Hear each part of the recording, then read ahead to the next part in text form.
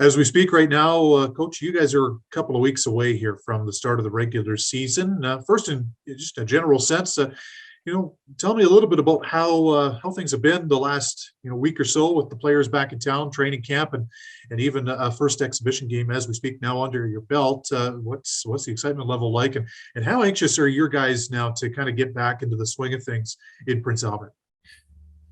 Training camp's been really good with our guys returning. Lots of optimism, lots of excitement. The guys have come in great shape. Our pace has been really good, which we've stressed right from the get-go.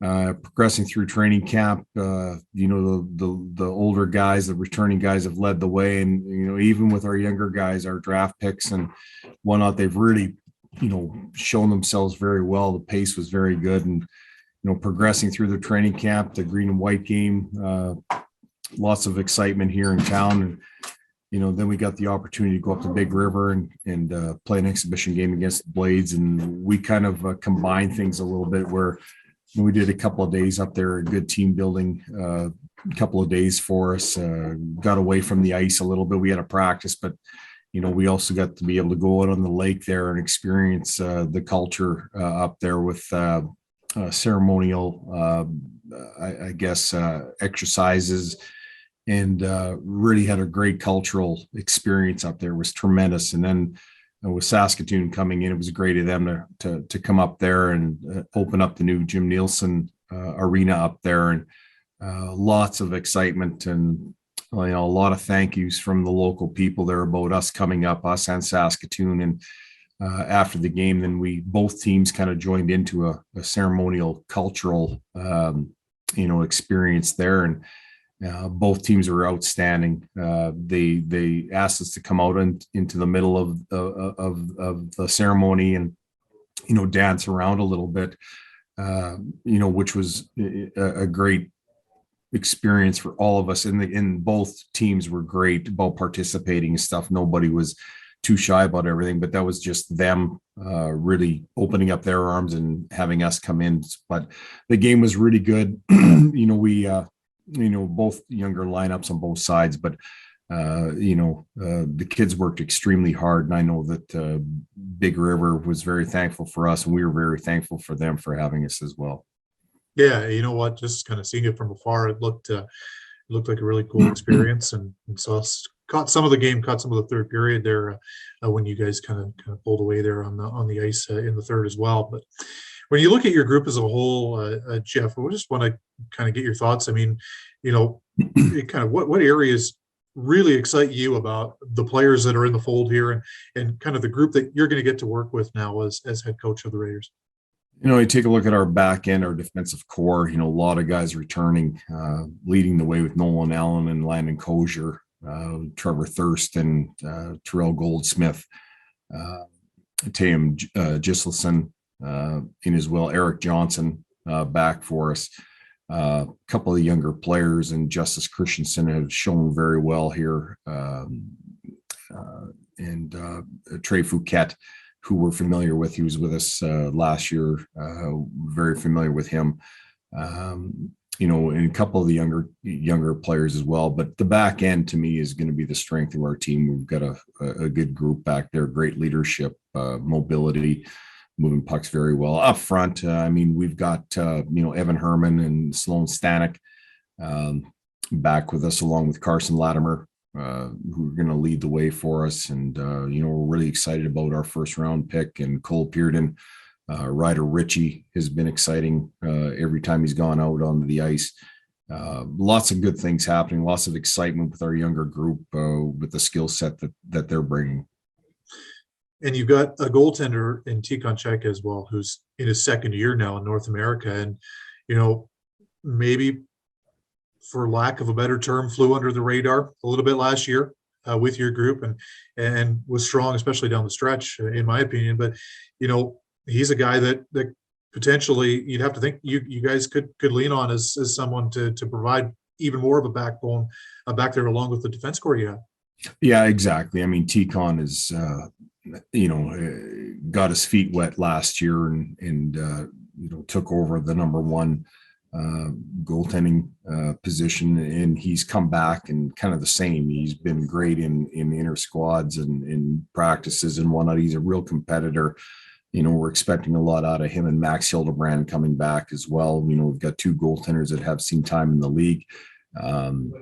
T-Con will definitely lead the way that way, but Max is pushing as well, and it's a great situation to have two of those guys really performing well. And a young player by the name of Cooper Anderson, who's coming here from Victoria and has just really played extremely well, calm in there. He's a young player, will probably return to Victoria to play, but we're really excited about him. He's a great young man, but the two guys here in Hildebrand and Chaika, we'll be leaning on them for sure.